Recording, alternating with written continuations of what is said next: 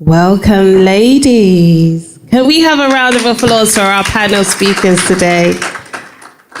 Just even hearing your bios, I'm like, wow. Powerful, powerful women.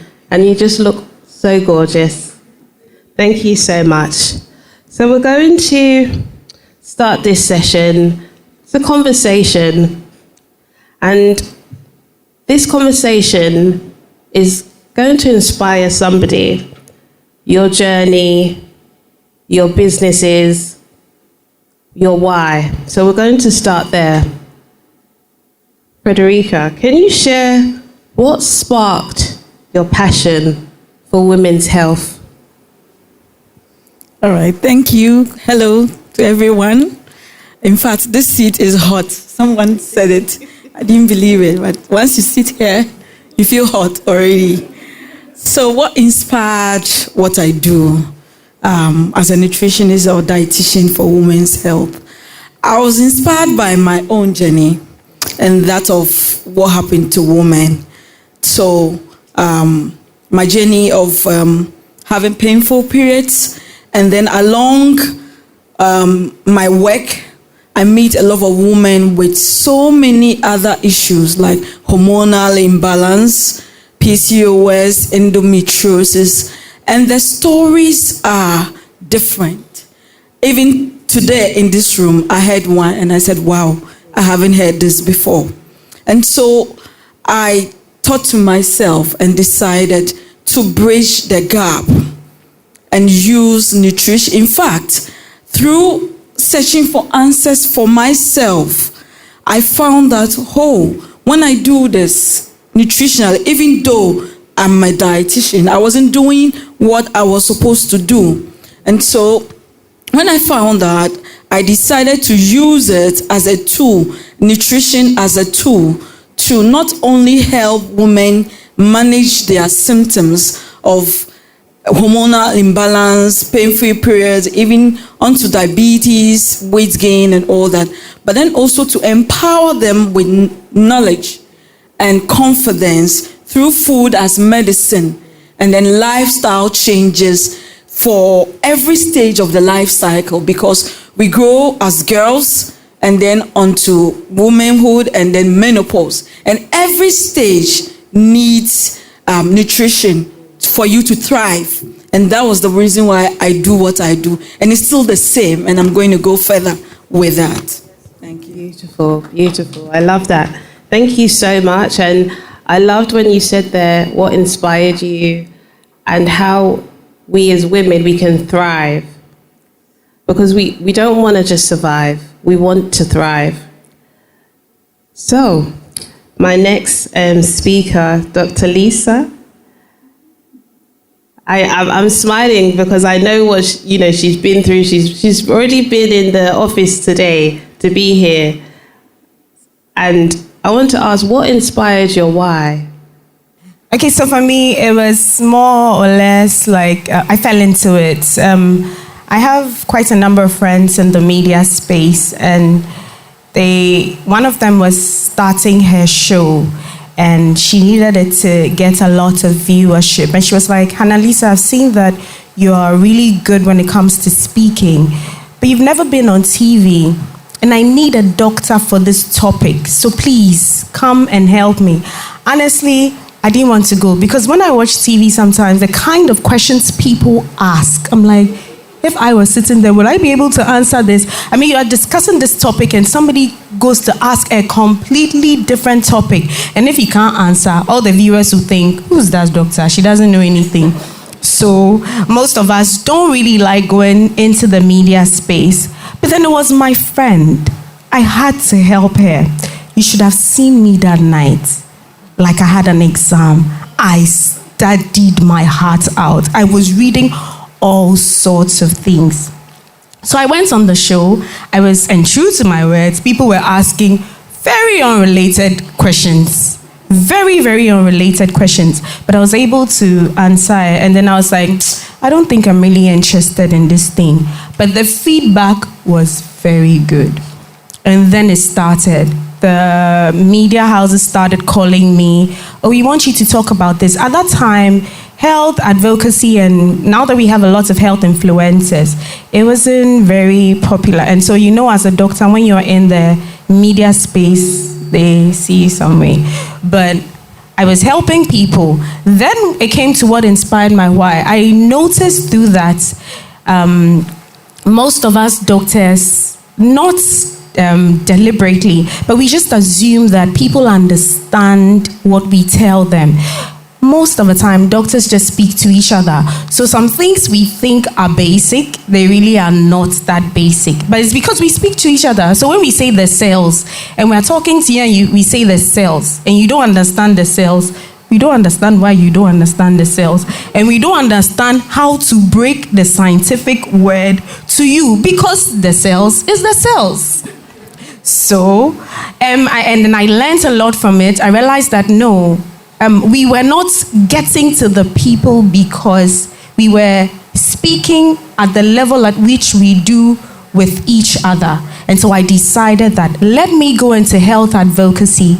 Let me go on TV, let me go on radio stations, let me use social media to be able to get to people. Let me try and break down the information to people. Let me make health available to all, starting with improving health information access, and look, the satisfaction I've been able to get from this just by empowering people has been mind-blowing. So I think that that's really my story and what's inspired my why. Beautiful. Thank you so much. Dr. Carol. Yes. Hi. You do so much for the community. Right. Please share with us, what is your why? What inspired you? Okay, thank you. Hi, ladies. So my why I've had different whys along my journey, or rather I should say my life experiences have kind of led me down different paths. Initially, my interest in education, it started out in education, and it was because I had the most terrible experiences in primary and high school here in Ghana. And I got to the point where I believed I wasn't the brightest kid. I really struggled in school. And I didn't realize it was because, it had more to do with how I was being taught and sort of like the environment I was in, not recognizing the ways in which I learn, right? And nothing to do with there being anything wrong with me. And so I was very determined to leave the country and come back and leave the country and learn about how people learn, how different ways in which people learn, and come back, because I was thinking, certainly I can't be the only kid who's struggling in school. So I left and I wanted to learn education. But then I went into a liberal arts college in the US, and I took an intro to psychology class, and I was sold. And from that moment, my interest in psychology kind of grew. And I had so many different experiences in college that required a lot of mental health support.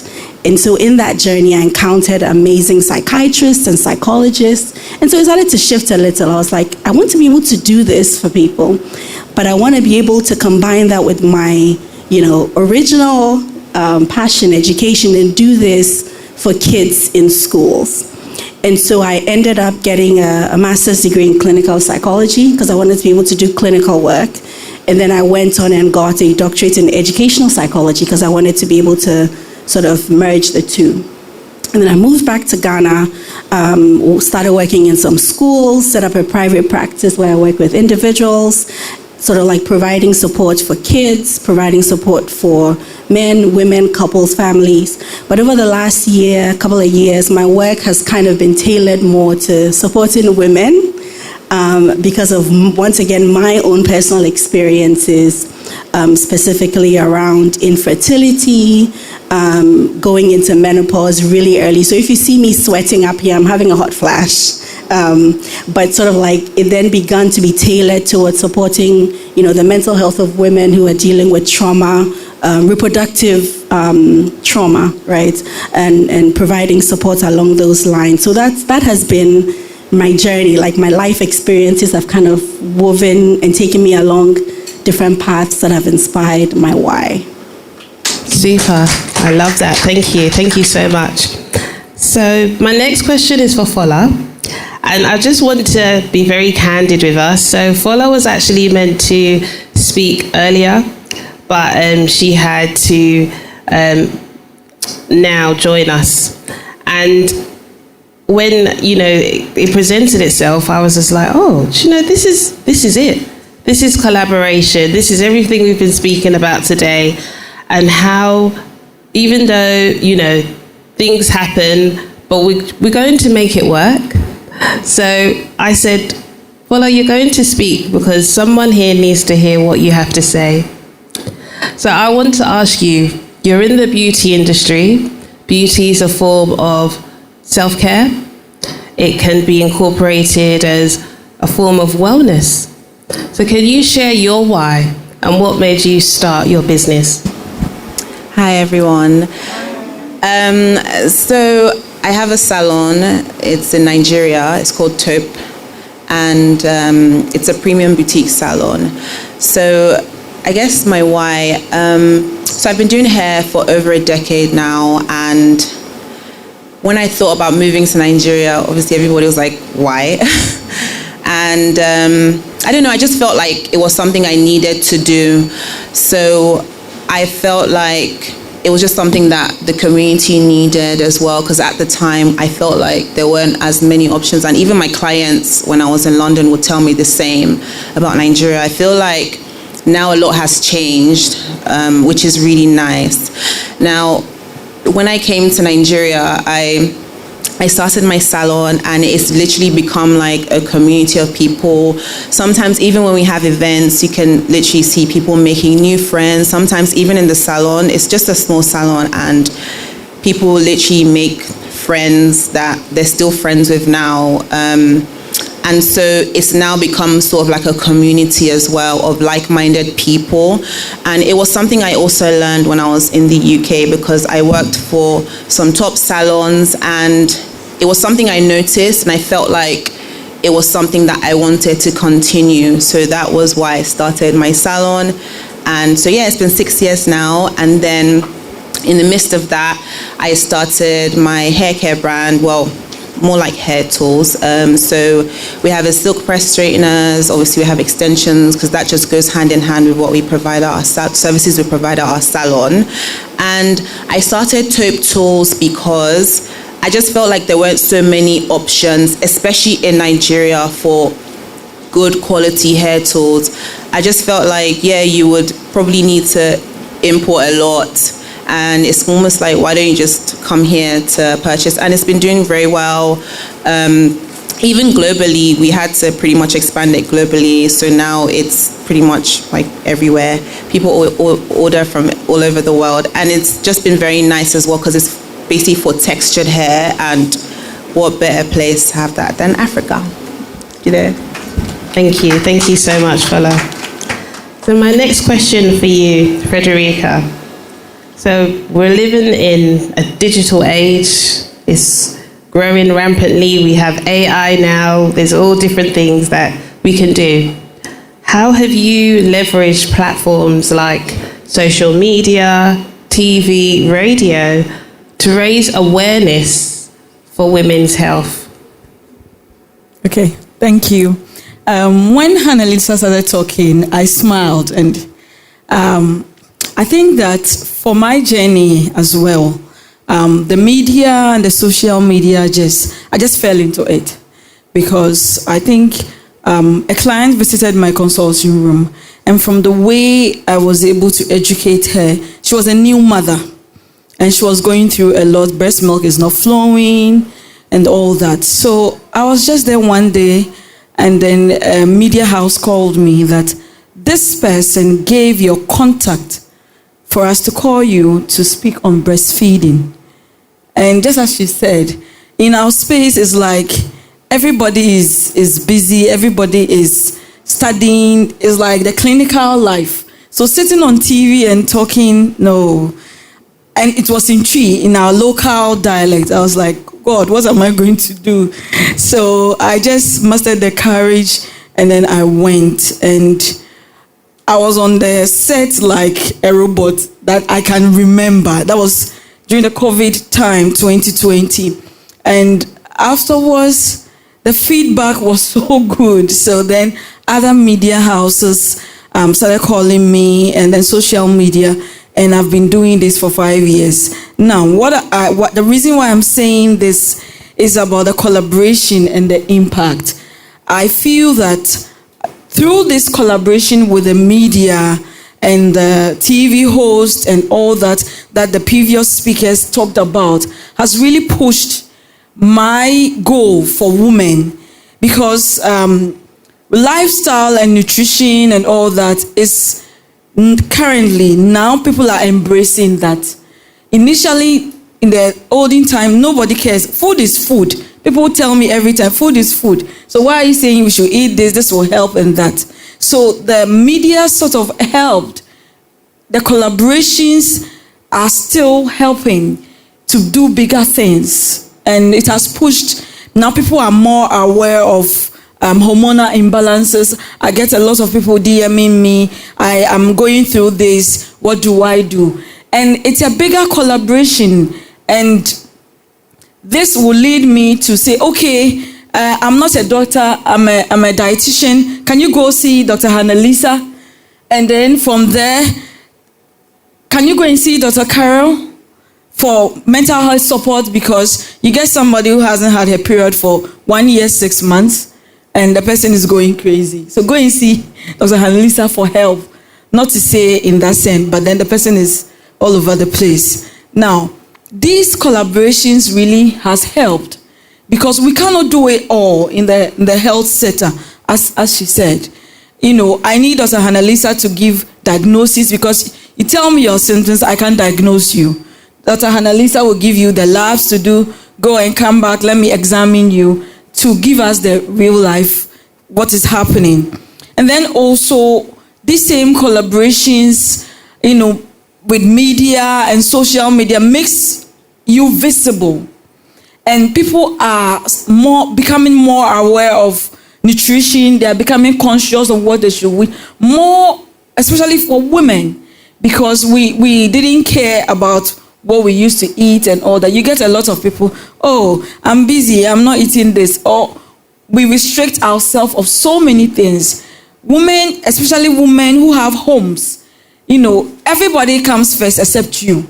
So people are, through media collaborations and other inter-professional collaboration, people are seeing the effect of the things that I am doing, and we are recommending each other. Dr. Carol will call me, somebody came to see me, I think the person needs you.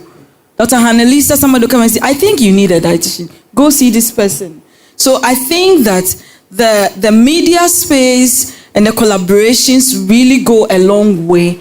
And even after that, there's a sort of bonding, and it pushes our messages across. Yeah, thank you. And then also with the social media front, it makes you visible, and there's a lot of sisterhood. Now I have a community of PCOS women that I'm giving information on PCOS and how to manage it with your diet and your lifestyle. And I feel very great about it, and which is a very good thing. Yeah. Dr. Lisa.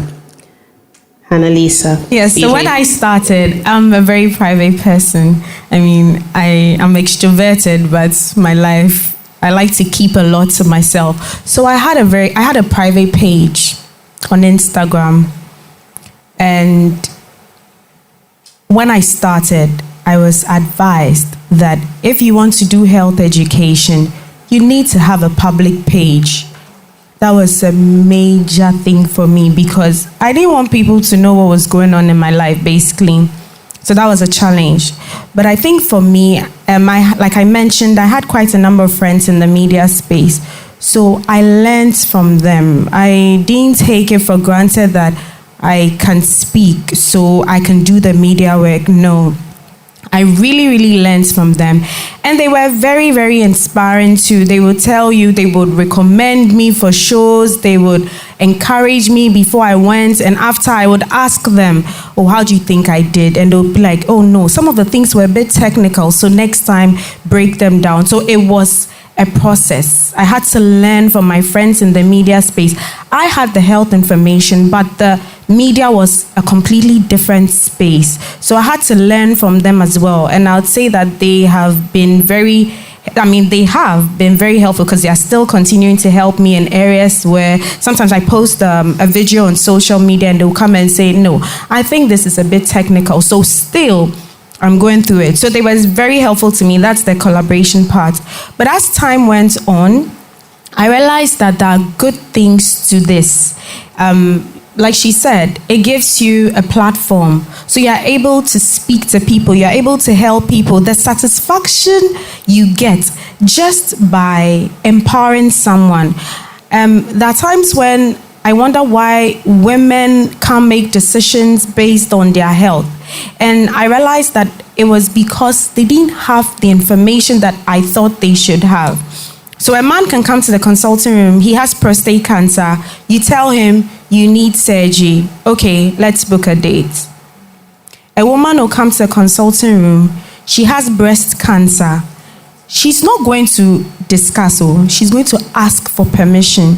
And we have lost so many people because of that. So then, in as much as I fell into this, I realized that there's a deeper purpose in this. I speak to one person, even if it's just one person, even if it's just two people, even if I post a video on social media and only 10 people view it, those 10 people I believe are the ones that are meant to view it, and they are the ones that it would impact. And so with time, getting satisfaction from people's lives being transformed fueled everything for me. And I came to understand that the digital space is not as bad as it seems.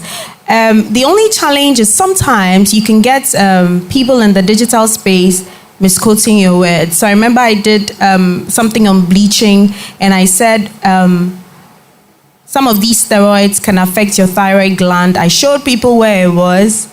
I was done. I went on social media. It was all over that Dr. Hannalisa says bleaching can cause goiter. Out of all the things I said, and those were the early stages. I remember I was calling my friend, call your media house. I was calling everybody because I didn't understand how blogging was. So I didn't understand that people can just twist it. So I was calling everybody, please, I don't like that. Please, I remember my family members were even commenting and that she didn't say that. I watched it, but with time, I came to understand. That's where my media friends came in, because they came to understand. They came to explain things to me. That sometimes people will say these things, but make sure that you put the videos on your page so that at least when people come back, they have a reference. So all of these things were things I learned, and so the digital space is very important now, especially now. But I'm also saying that the collaboration is not just with people in your field. That's one of the things I've learned is very beneficial.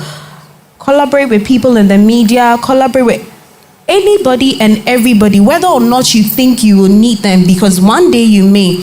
You see me with pastors, and I've been going to a lot of churches to do health education, health advocacy. When I see you, I'll be like, do you think that you may need somebody to come and speak to you on issues related to health?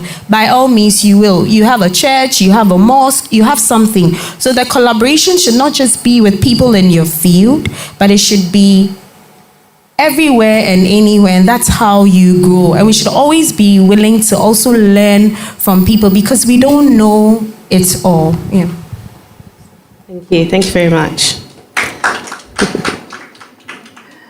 Dr. Carol, so you're in the health and wellness space, you're serving women. How have you navigated that on your own well-being, and what strategies have you put in place for dealing with overwhelming anxiety, things like that?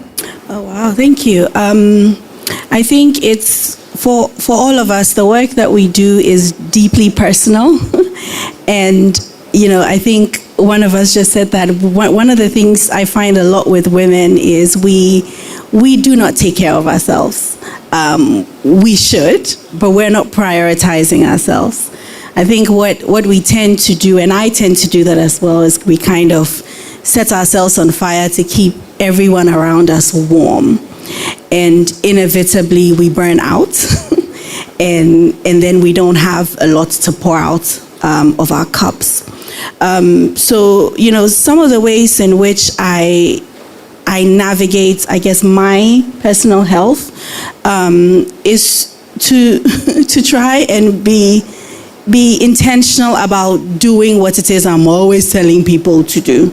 Because, I have a running joke in my house with my husband, people close to me. They're always laughing at me and saying, if your clients could see how you're handling this situation, or if your clients could see how you are not taking care of yourself, like, they would be really shocked, because you're constantly telling people, rest, take time out, set boundaries, take care of your physical health, and then I'm running on like a headless chicken, not doing any of that stuff.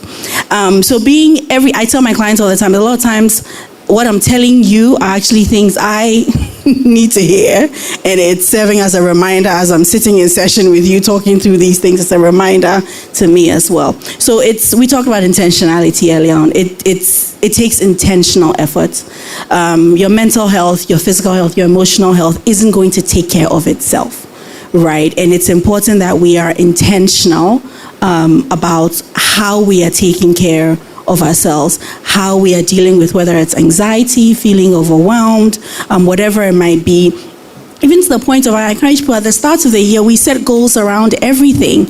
I ask people whether they set goals about their mental health, right? Being intentional about this year, this is how I'm going to take care of my mental health. These are the habits that I'm going to be intentional about building or breaking. So I approach it with a level of intentionality, right? And I also approach it in a very holistic way, because we have a range of well-being and health experts here, and one of the things that we often forget is that people have different parts of them that sort of like feed into how well they're doing, right? There's the physical, there's the emotional, there's the mental, there's the spiritual, right? There's the nutritional, and a lot of women ignore this, there's a financial well-being as well, environmental, relational well-being, all of these things that feed into how well we are doing or not. So being intentional and then approaching it also from a very holistic perspective, I would say. I love that. Thank you. Thank you so much. Fola, you're in the beauty industry. Beauty, as we said, is a form of self-care and can be seen as wellness. You pivoted your business during the pandemic, a time which was difficult, dark. How have you since incorporated wellness in your business? So I feel like for us, we're very focused on, number one is actually customer service, to be fair. And something that I always drill into my stylist as well is, you need to listen to your clients as well. So, a lot of times clients come in and they just want to have a chat. They just want to talk. So that's also okay, sometimes. And I literally tell them, I'm like, you need to read more, need to do your research so that you can understand what people, when people are talking to you about anything, you should be able to, just have it. You don't always even have to respond, but you should just be able to also listen and understand people's problems and know how to kind of navigate that as well. Also, sometimes we even get clients that come in with traction alopecia, clients who sometimes they might, even because of COVID, some people didn't even comb their hair for months, and sometimes you just have to be, you just have to have that empathy. So something that, again, I tell people is just have empathy. Some people sometimes are not having a good day. They will come, they're shouting at you, maybe, oh, you cut my hair wrong or this or that, but it's not about you. It's just sometimes they're just maybe just going through a lot, and you just have to be understanding. So hairstylists actually go through a lot. I feel like people don't take us that seriously sometimes, but the truth is, we listen a lot to people's problems, and that's something that I feel like that's also a reason why we have so many repeating customers and people all are constantly recommending us, is because we actually listen, not just about, oh, I want to do my hair, but actually people literally always send me messages, even when I'm not in my salon. They're like, oh, I went to your salon, I had a great experience because, your stylist, she was really nice and this and that. And you just don't know how you make someone's day. So I feel like, I guess we're more like, okay, mental health, you know what I mean? So yeah. Thank you so much, Fola. And that actually has inspired my next question for my ladies here, is what methods have you found effective in nurturing a safe space for women in sharing their challenges and seeking support when it comes to their health and well-being? Who wants to go? Go, Fredericka? Okay. For me, one of the methods that I have adopted is by listening to my client. And I think the previous panelists talked about it. Just as she said, you can get clients who come and want to talk. I can have clients who were referred as a result of a diet-related issue, but then they enter the consulting room, sit in front of me, and it turns out to be a mental health issue. Okay? So, by listening to them, you are able to really draw what the person really needs. So, I've had clients that after taking everything, listening, taking every information, I just tell you that, what is happening to you is more emotional than the diet. So I suggest you see this person, even though we'll make changes to your diet, but without this, we cannot achieve what we want to do. For example, a woman being referred for high blood pressure, she's on medication, and BPs are still not going down. And the doctor said, you have to see a dietitian. And then she comes, and then I ask her, what time do you sleep? She says it. What time do you wake up? She says it. And the next moment, she's tearing up. And I ask, why are you crying? Then she starts telling you her marital issues. This is not diet issue.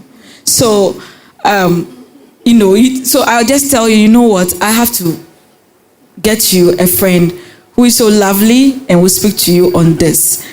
So by listening to them, I think that if you go strictly by, okay, what did you eat? You're not eating well, and all those things, you will not get that information. Another thing is about the emotional intelligence. When Juliet was speaking, some clients can emotionally turn you off. And for people who know me, it's not a negative, it's not my weakness, but I can't tolerate things to a certain level. So I like to discipline you so that you feel their hotness more. So some clients deliberately can turn you off, and you need that emotional resilience to help them. Without that, you cannot help them. Okay, so these two things are the approaches that I use. Recently, I had a client that I've been taking care of for over 3 months. And along the line, all the professionals, we talk among ourselves. And we came to one conclusion. To us, professionally, the woman is fine. She's well. But she doesn't want her family to know that she's well. So with that, she now tends to behave like what you are doing for her is not working. But clinically, everything is clear. You are fine. And you can also tell the family that this is what is happening. Even the psychologist has confirmed that you are fine. But you have to have that emotional intelligence to approach it. So these are the two things that I have been able to do to help people in my domain. Thank you very much. Annalisa? Okay, so I think for me, my personality has helped me a lot. My patients say I'm funny and I like teasing. So I don't know. It makes it easy. I mean, and I can draw everything I want from you. It's very easy to talk to me. So it really helps me because when they come to the consulting room, the next thing you see, you are talking about things that you probably never wanted to talk about. So it's helped me. But although this is something that I've been personally gifted with, I go for a lot of conferences. I go for a lot of talk shows. I listen to people a lot. I really, really like things like this where you get to listen to people because somebody will say just one thing and it will change your whole perspective on a lot of things. So I do that a lot. I go for a lot of these conferences to help shape. I go for conferences on how to improve upon your public speaking, how to communicate effectively and all. I also think that collaborating with a lot of other people in my field really helps me. Well, working with people. Sometimes doctors are tempted to feel that we can do everything. So there's a dietitian. Why don't you send the person to a dietitian? There's a mental health expert. Why don't you send the person? But we're tempted to do that, especially in our setting. But I am the kind of person that even if you don't want to see a dietitian and I think you need to see a dietitian, I will send you there. Sometimes I even go to the dietitian myself. There was a time that people were complaining that people were not compliant with what the dietitian was telling them to do because they felt that the portions were too small. You know, our dietitian is extremely slim, so I think she was using her size to determine the portions. I don't know. So I decided to go and find out myself, but if I just go, I didn't want her to feel bad. So I booked myself for a dietary session and I told her that I wanted to lose weight. So when I went, my goodness, you should have seen the portions. I'm like, no, these portions are too small. And so together we're able to understand why our people were not compliant. It's because the portions were too tiny for the people to she would say 2 fingers of plantains and they're like this. I mean, who will get satisfied on something like this? So you see, collaboration helps you to become better and also to improve upon your service. So I think that these 2 things have helped me a lot, yes. Okay, thank you so much. Ladies, we want to hear from you in a few, maybe 30 seconds, because we're short for time. It's coming towards the end now. What do you have, Dr. Carol, I'll start with you. What do you have for the women here today, for the woman here today, for her? Please share. A couple of things, and I will tie that into what I said earlier on about us taking care of ourselves. So maybe, two things. One, and we hear this a lot, you cannot pour from an empty cup, right? But it is incredibly true when it comes to your physical health, your emotional health, your mental health. You are not limits. I know in a motivational sense, we often hear that we are limitless, but we are not limitless, right? The pool we have to draw from when it comes to our health is not limitless, right? We have limits. Our body has limits. Our mind has limits. Our emotions have limits. And it's important that you are taking care of yourself. It's important that you are refilling that cup constantly in all the different areas. Mental health, physical health, self-care, whatever it might be, things that make you feel good.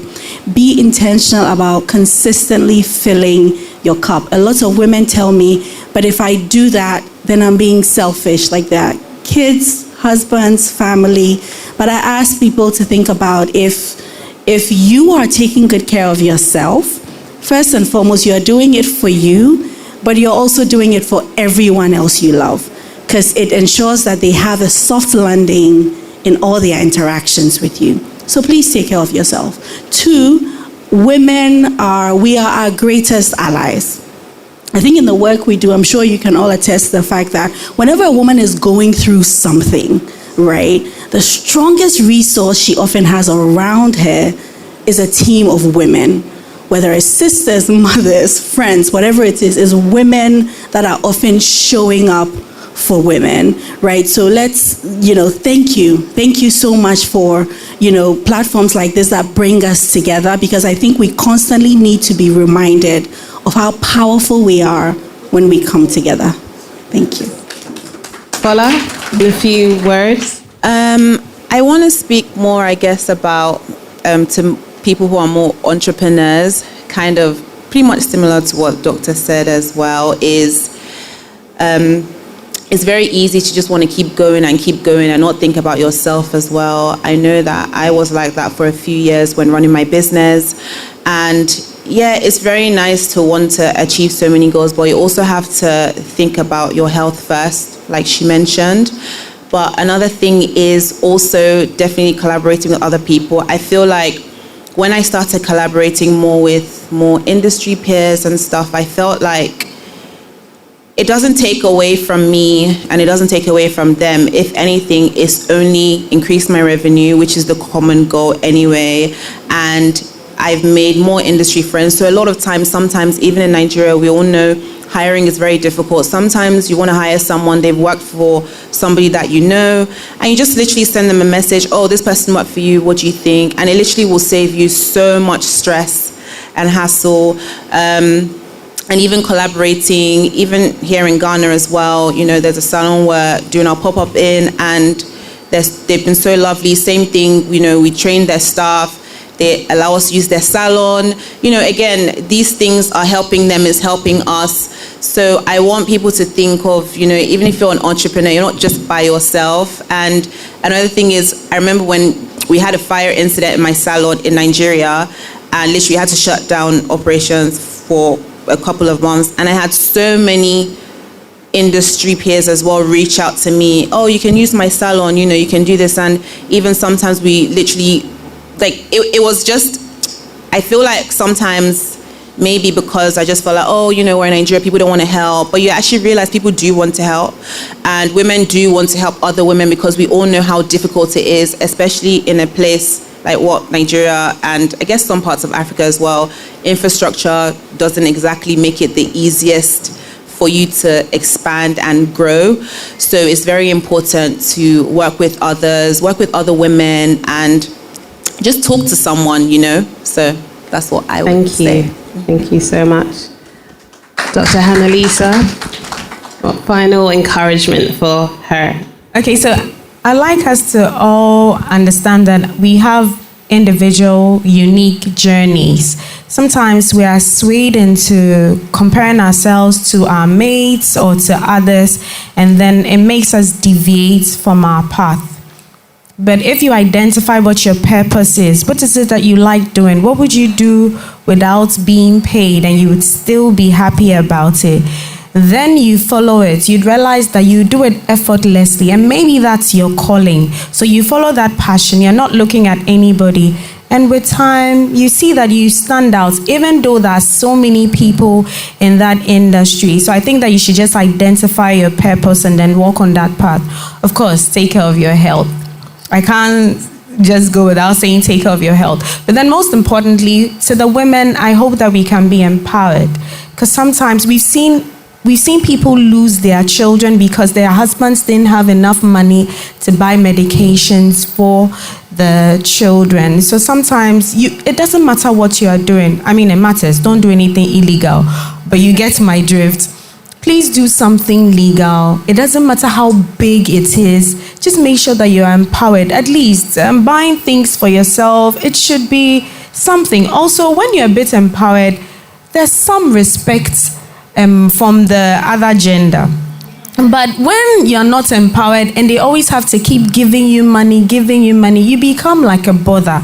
And so please, I think that you should be empowered as well. And also collaborate.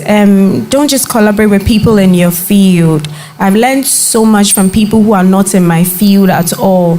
Don't assume that you know it all or know everything, especially when it's in somebody else's field. I've learned so much.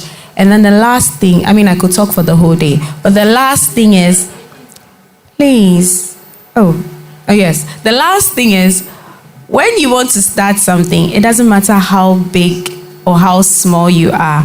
My first influencer job, I had less than 5,000 followers. If I tell you how much they paid me, it was so much. But they were not looking for the number of influencers I had. They were looking for a voice that would be respected. So you never know. Imagine I said, oh, me, I don't have a lot of influencers, so I won't start this. I would have been there and would have gone to someone else. So even if you have just a few followers, most of us tend to focus on the number of followers we have. And then we tend to do everything to increase our followers. But sometimes brands are just looking for something else. They're looking for somebody who is authentic. So just be yourself and follow your passion. And I believe that things will just work out for you. Yeah. Fabulous. Be yourself. Fredericka, what do you have for her? I was just saying to myself, they said it all. All that I want to say, they said it all. But one thing that I always tell women that I meet and my sisters and my friends is that you are the reserve. If you don't have enough, you cannot give, just as Dr. Annalisa said. So be it whether you're looking to conceive, whether you are a magician because you're a woman, you produce another human, so keep that reserve running by prioritizing yourself. Everybody in the house will eat, only you are not eating. You are making sure that everybody eats, but you haven't eaten. So when you prioritize yourself, not to say don't care about people, but prioritizing yourself makes you do the things you are supposed to do for yourself. And that helps a lot. Also, let's collaborate as women. And I thank her network. In Kim, thank you so much for bringing this to life. Because Dr. Annalisa said something that collaborate with everybody. Where we stand, we may think that we are in the clinical health profession, but we collaborate with everyone. Makeup artists, hair vendors, everyone, fashion designers and all that. So whatever that you are doing, collaborate with someone. See the person, what she's doing, and then talk to the person, collaborate and do something. In the past, panelists, we've learned a lot from how to be a successful and a better collaborator. And then the last thing is about also women taking charge of their health. Yeah. Sometimes we don't know our bodies. We don't even know ourselves. And I was a victim. For over 15 years, I was having premenstrual syndrome. And I didn't know that it was an issue.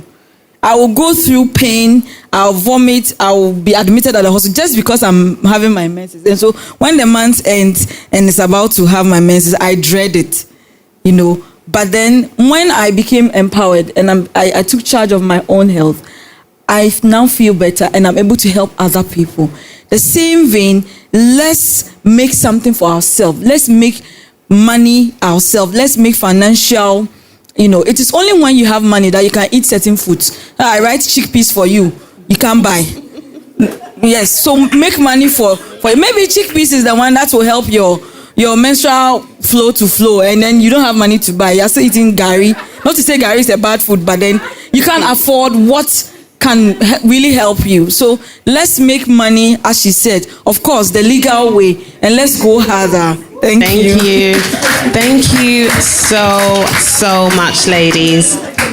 That was an inspiring panel session, and I'm sure everyone here has some nuggets that they're going to take home and run with. Thank you so much. Do we have time for questions? We're tight for questions, but I believe that they will upload any questions on the social media, and you can contact all of the speakers here today directly. So thank you all so much. And one person. Oh, sorry, just one, because I'm getting looks from the MC here. So.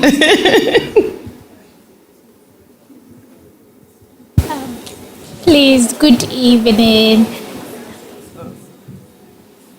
Please, my question is about health.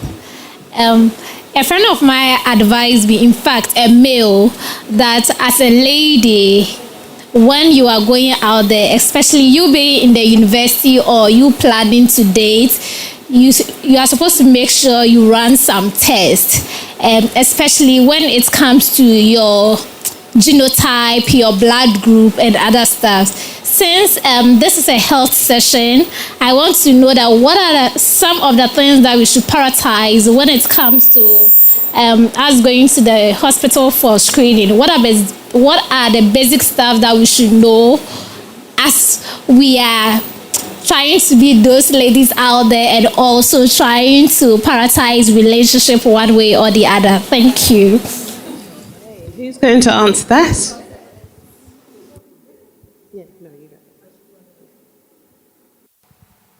Okay, so I think that it's not just about as a lady, as a human being, there are certain things you should know.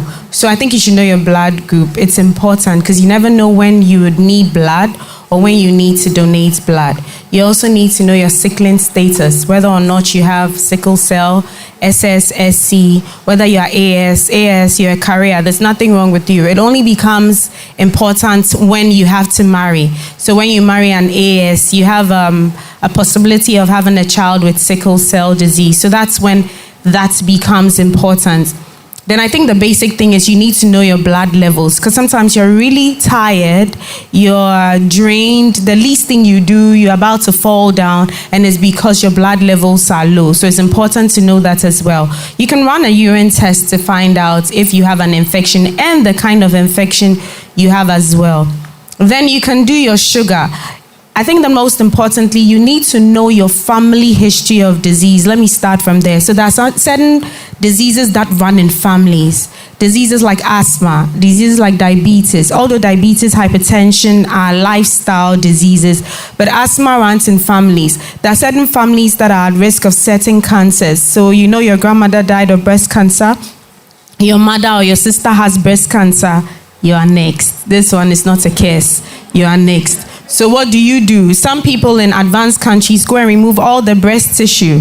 But if you can't do that or you don't want to do that, then what you do is that you constantly keep doing breast examinations. So that's when the specifics come in based on your family history. If your grandfather is asthmatic and your mother is not asthmatic, it may have jammed your mother, but it will catch you some way, somehow. Some of these things jump generations. So it's important not just to know your nuclear family history of disease, but your extended family history of disease as well. Some families have seizures. So it's very important for you to know. And in the olden days, they used to do all these things, like when somebody's going to get married. But I don't think that you should wait till somebody's going to get married. Find out your family. What killed your grandmother? What killed your grandfather? Find out these things, and then you can take better care of yourself. Aside that, you can test, you can do a lot of tests, but I think these are the basic things that are very important and necessary. Once you find your family history of disease, that's half the work done. Because my family, we are at risk of this, I will do this. My family, we are not at risk of this, I will do this. And I think that really helps you to plan your life and then prevent certain diseases, or the ones that you can't prevent, prolong when they are manifested in you. But specifically about women, it's important because certain things show up in pregnancy.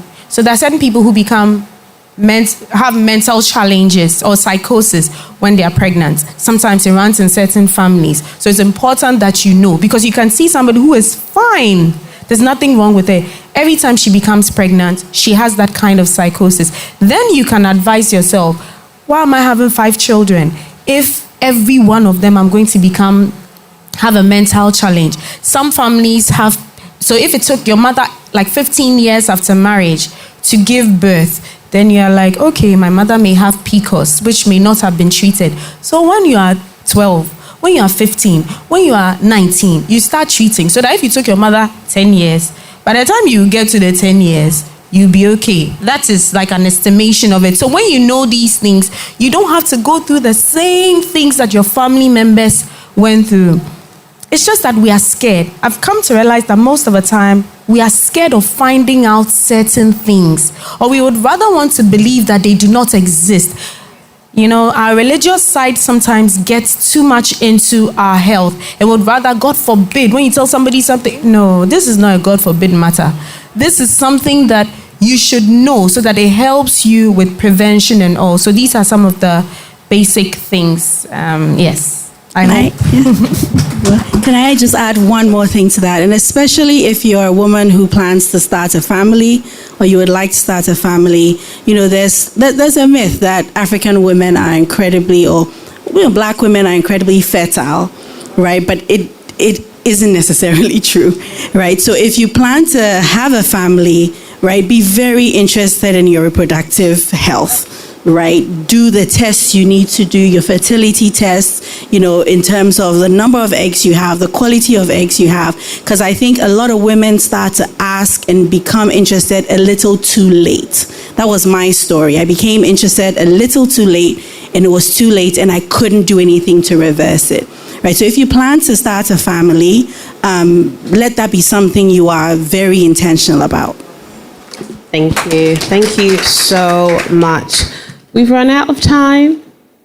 We could go on, especially when it comes to topics like health. But and what she said, when we are able to do it for ourselves, we can do it for our daughters. Because when you don't do it for yourself, you don't know, and your daughter comes out and she also have the same challenges and she's going with it. So what we know will affect our children as well. So we should be mindful. If we do have any more questions, we can scan the code and then they can answer it online. That's the wrap for our session. We take pictures.